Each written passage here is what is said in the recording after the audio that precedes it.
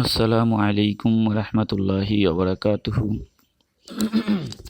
Society for social and technological support Bangladesh office কর্তৃক পরিচালিত আনাস বিন মালিক রাদিয়াল্লাহু তাআলা ইসলামিক কমপ্লেক্স কর্তৃক আয়োজিত দূরশিক্ষণ কার্যক্রমের আজকের এই ভিডিও ক্লাসে সকল দর্শনার্থী, অভিভাবক, অভিভাবিকা বিন্দু ও আমার প্রিয় শিক্ষার্থী বিন্দু সকলকে আন্তরিক শুভেচ্ছা ও অভিনন্দন জানিয়ে শুরু করছি আজকের ক্লাস। আজকের এই ক্লাস শুরু করার আগে সর্বপ্রথমে শুকরিয়া আদায় করছি মহান রাব্বুল আলামিনের, যিনি আমাকে সুস্থ রেখেছেন। আর বিশেষভাবে অভিনন্দন জানাচ্ছি এসএসটিএস কর্তৃক পরিচালিত শিক্ষা বিভাগ সহ সকল কর্মকর্তা ও কুশলাদিবৃন্দদেরকে এই দুর্যোগকালীন সময়ে শিক্ষা কার্যক্রমকে অব্যাহত রাখার জন্য। আর এই পুরো ক্লাসটি জুড়েই আমি জনাব মোহাম্মদ সুলাইমান স্যার রয়েছি তোমাদের সাথে। আশা করি তোমাদের ভালো লাগবে। আজকের যে ক্লাসটি, এটি একটি বিশেষ ক্লাস, যেহেতু সারা বছর দেশব্যাপী করোনা মহামারীর কারণে, কোভিড-19-এর কারণে তোমাদের সরকার বিশেষ মূল্যায়নের জন্য অ্যাসাইনমেন্টের ব্যবস্থা করেছেন। তাই অ্যাসাইনমেন্টের উপরে আজকের ক্লাসটি আমি উপস্থাপন করব। আর এই ক্লাসটি হচ্ছে যারা সপ্তম শ্রেণীতে পড়ছে, সপ্তম শ্রেণীর শিক্ষার্থীদের জন্য বিষয় বাংলাদেশ ও বিশ্ব পরিচয়, অ্যাসাইনমেন্ট 1। তো প্রিয় শিক্ষার্থীবিন্দু, নিচে যে বিষয়টা আছে, বিষয়টা একটু খেয়াল করো তোমরা। বিষয়টা হচ্ছে পূর্ব ও পশ্চিম পাকিস্তানের মধ্যে বৈষম্য এবং বাংলাদেশের সাংস্কৃতিক বৈচিত্র্য, বাংলাদেশের গ্রাম ও শহরের সংস্কৃতি। এই বিষয়বস্তুর উপরে আমাদের আজকের পাঠ হচ্ছে অ্যাসাইনমেন্ট 1, বিষয় বাংলাদেশ ও বিশ্ব পরিচয়, শ্রেণী সপ্তম। সেটা আগেই বলে দিয়েছি। তো সপ্তম শ্রেণীর শিক্ষার্থীরা তোমরা গভীর মনোযোগের সহিত দেখো এবং খাতা কলম সাথে নাও, যাতে তোমরা খুব সহজে অ্যাসাইনমেন্টটা প্রস্তুত করতে পারো।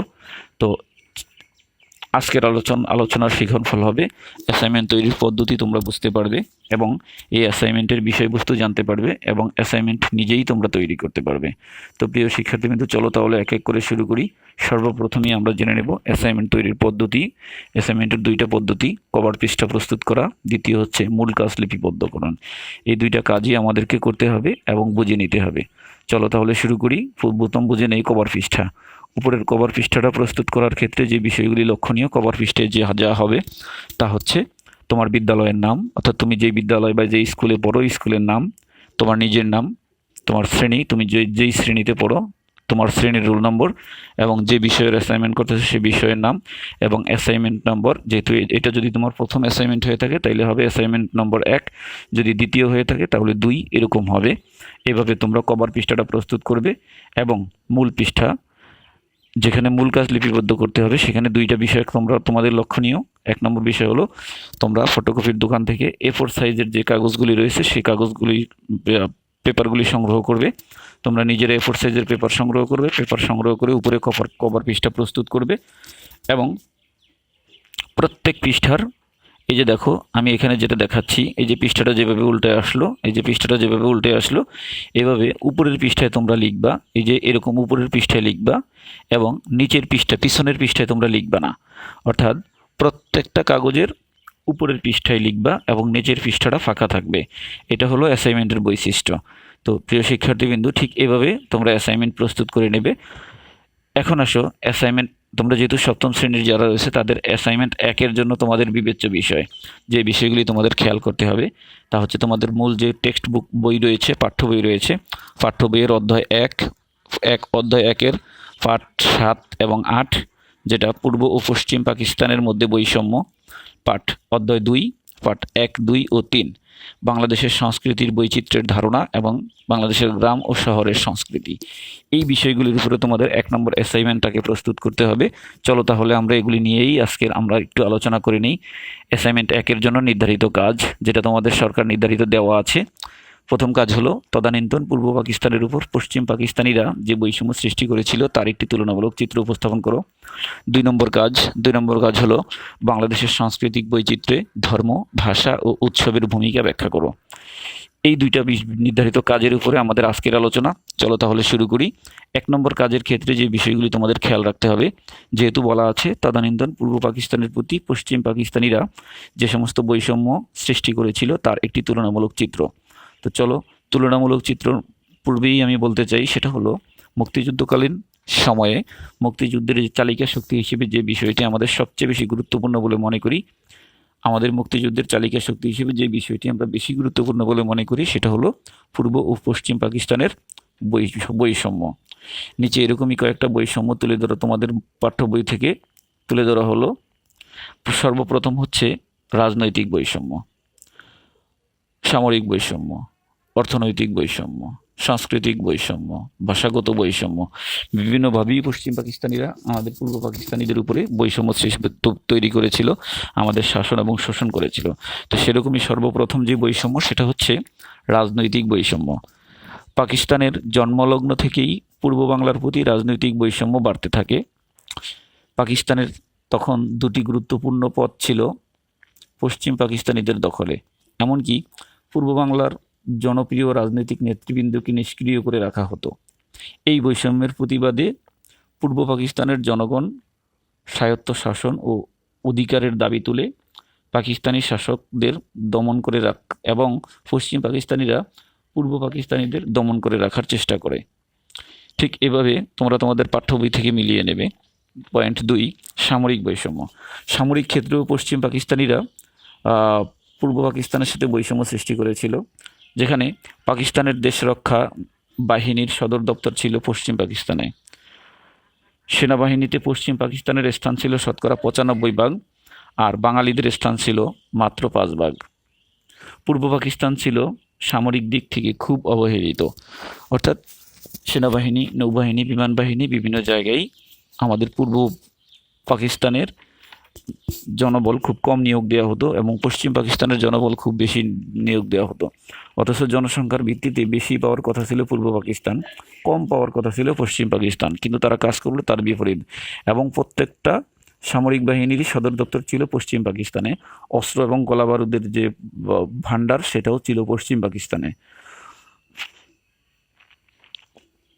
অর্থনৈতিক বৈষম্যের মধ্যে আছে পাকিস্তানি শাসন আমলে পূর্ব পাকিস্তানের বৈষম্যের কারণে কখনো অর্থনৈতিক দিক থেকে পূর্ব পাকিস্তান কখনো অর্থনৈতিক দিক থেকে স্বয়ংসম্পূর্ণ হতে পারেনি। সমস্ত সরকারি, বেসরকারি, আর্থিক, ব্যবসায়ী প্রতিষ্ঠানের হেড অফিস ছিল পশ্চিম পাকিস্তানে।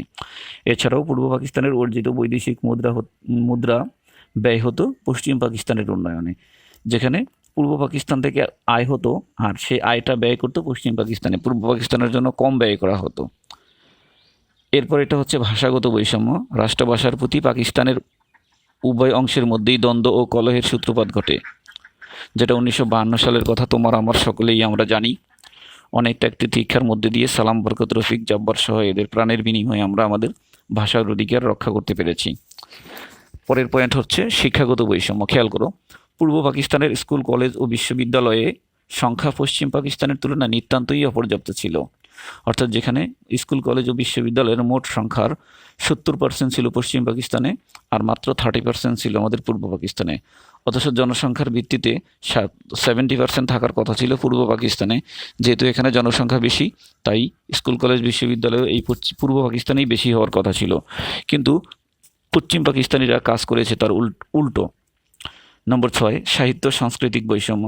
পূর্ব পাকিস্তানের অধিকারের নিজস্ব ভাষা, সাহিত্য, সংস্কৃতি এগুলির প্রতি অনুরাগ ও প্রীতি ছিল পশ্চিম পাকিস্তানি শাসক গোষ্ঠীর কাছে রাষ্ট্রদ্রোহিতার সামিল। অর্থাৎ পূর্ব পাকিস্তানের মানুষ তাদের নিজস্ব ভাষা, নিজস্ব সাহিত্য, নিজস্ব সংস্কৃতির প্রতি যে ভালোবাসা ছিল, যে মমত্ববোধ ছিল, এটা পশ্চিম পাকিস্তানিরা ভালো চোখে দেখেননি। তাই বিভিন্নভাবেই যারা বাংলা ভাষা, সাহিত্য, সংস্কৃতি চর্চা করেছিল, লালন করেছিল, তাদেরকে রাষ্ট্রদ্রোহিতার মামলা দিয়ে বিভিন্নভাবে অত্যাচার, নির্যাতন করেছে। সর্বশেষ যে পয়েন্ট সেটা হলো প্রশাসনিক বৈষম্য। প্রশাসনিক ক্ষেত্রেও বৈষম্য ছিল ব্যাপক। পূর্ব পাকিস্তান এর উচ্চ পদে নিয়োগ দেওয়া হতো, পূর্ব পাকিস্তানিদের কোনো প্রশাসনিক উচ্চ পদে নিয়োগ দেওয়া হতো না। যেমন প্রতিরক্ষা, পররাষ্ট্র, এই বিষয়ের উচ্চ পদে তো দেওয়া একেবারেই হতো না। এতে প্রশাসনিক বঞ্চনায় পূর্ব পাকিস্তানের উন্নয়নের ধারাকে ভীষণভাবে ব্যাহত করেছিল। এই বৈষম্য প্রকটভাবে দেখা দেয় উচ্চ পদে চাকরির নিয়োগের ক্ষেত্রেও। তো প্রিয় শিক্ষার্থী, আমরা জেনে নিলাম যে পূর্ব ও পশ্চিম পাকিস্তানের মধ্যে বৈষম্যের ক্ষেত্রগুলি তোমরা তোমাদের পাঠ্য বই থেকে আরও ভালোভাবে মিলিয়ে নেবে। এবারে আমরা জানবো অ্যাসাইনমেন্টের 2 নম্বর কাজের ক্ষেত্রে, যেখানে ছিল বাংলাদেশের সাংস্কৃতিক বৈচিত্র্যে ভাষা, ধর্ম ও উৎসবের ভূমিকা বিশ্লেষণ করো। তো যেহেতু সংস্কৃতি হচ্ছে মানুষের জীবনব্যাপী প্রক্রিয়া, তাই মানুষের জীবনের সাথে এটা ক্রমাগতই যতই সময় যায় সেটা আস্তে আস্তে পরিবর্তন হতে থাকে। তো সেক্ষেত্রে সাংস্কৃতিক বৈচিত্র্যের ক্ষেত্রে ধর্মের ভূমিকাটা আমরা একটু দেখে নেব। একটা সময়ে দেশে অধিকাংশ মানুষ ছিল প্রকৃতির পূজারী, তারা যেমন প্রকৃতির বড় শক্তি হিসেবে আকাশ, বাতাস, সূর্য, চন্দ্রকে পূজা করত, তেমনি প্রকৃতির জীবন্ত উপাদান হিসেবে সমুদ্র, চন্দ্র, বৃক্ষ এগুলিকেও তারা ভক্তি শ্রদ্ধা করত বা ভজনা করত। এরপরে যখন ব্রাহ্মণ্য ধর্ম প্রচারিত হওয়া শুরু করলো, তখন পুরনো দেবদেবী থেকে কিছু বাদ পড়লো, আবার কিছু সাথে নতুন যুক্ত হলো। সাথে স্থানীয় ভক্তি, গান, মন্ত্র, তন্ত্র, পুঁথি, কাব্য এগুলি প্রচলিত থাকলো।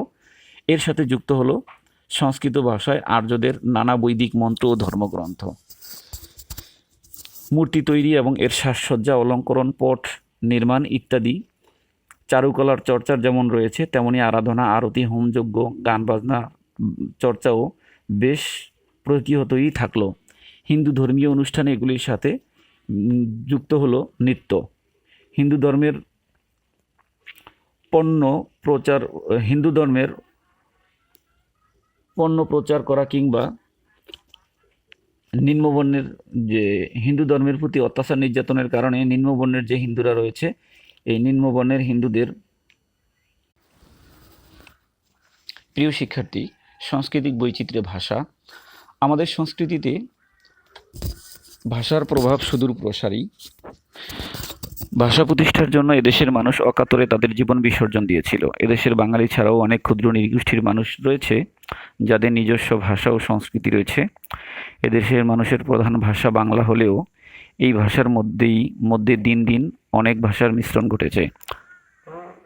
হাজার বছর ধরে নানান জাতির মানুষের আগমন ঘটেছে এদেশে। তাদের ভাষার প্রভাব পড়েছে বাংলা ভাষায়, যেমন অস্ট্রিক, দ্রাবিড়, আর্য, আরবি, ফার্সি সহ সংস্কৃত সহ অনেক ইউরোপীয় ভাষার মিশ্রণ দেখা যায় বাংলা ভাষায়।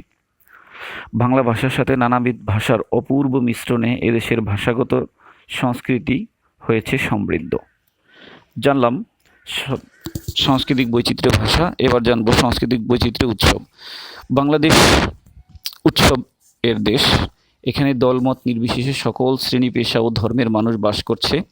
তাদের মধ্যে গ্রামীণ সমাজে বিভিন্ন উৎসব যেমন বৈশাখী মেলা, নবান্ন উৎসব, হালখাতা, নৌকাবাইজ ইত্যাদি অনুষ্ঠান ধর্মমত নির্বিশেষে সকল ধর্মের মানুষ অংশগ্রহণ করে এবং আনন্দ উদযাপন করে।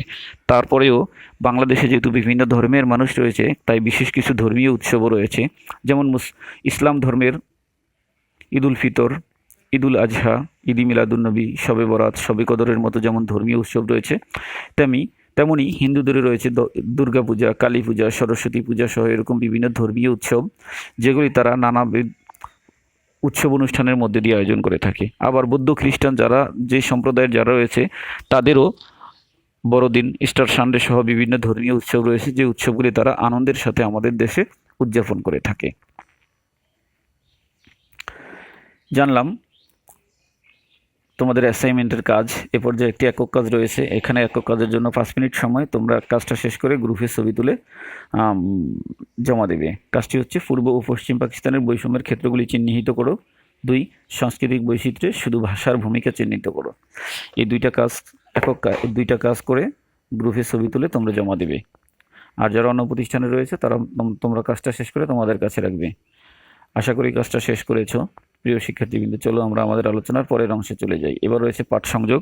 এবার তোমরা তোমাদের পাঠ্য বই খোলো। পাঠ্য বই খুলে প্রথম অধ্যায়ের পাঠ 7 এবং 8 পড়ো এবং দ্বিতীয় অধ্যায়ের 1, 2 এবং 3 মনোযোগ সহকারে পড়বে। এখানে 10 মিনিট সময় রইল। এই কাজটা শেষ করে এরপরে পরের অংশে চলে যাবে। এবার আমরা আমাদের আলোচনার পরের অংশে চলে এসেছি। সর্বপ্রথম প্রশ্ন, কাদের হাত ধরে দেশে ইসলাম ধর্ম প্রচারিত হয়েছিল? 2, বাংলা ভাষার মধ্যে কোন কোন ভাষার মিশ্রণ লক্ষ্য করা যায়? 3, রাজনৈতিক বৈষম্যের ক্ষেত্রগুলি চিহ্নিত করো। 4, প্রশাসনিক বৈষম্যের ক্ষেত্রগুলো চিহ্নিত করো। 5, অর্থনৈতিক বৈষম্যের ক্ষেত্রগুলি চিহ্নিত করো।